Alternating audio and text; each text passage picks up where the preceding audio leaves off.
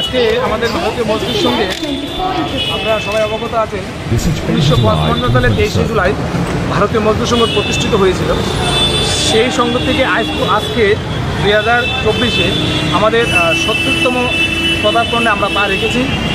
তো ভারতীয় মজদুর সংঘ আজকের দিনে যে 70তম প্রতিষ্ঠার যে উপলক্ষে ত্রিপুরা ইলেকট্রিক শ্রমিক সংঘের পক্ষ থেকে আজকে আমরা বটতলাতে একটা স্বচ্ছ ভারত অভিযানে আমরা প্রোগ্রাম নিয়েছি।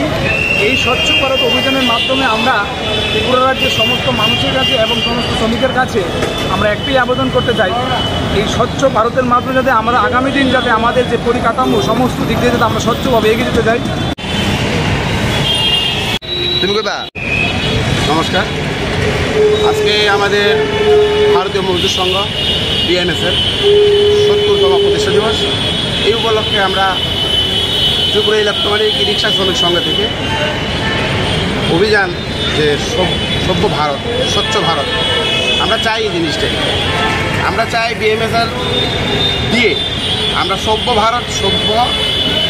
ভারত এবং সভ্য সমাজ গড়তে চাই।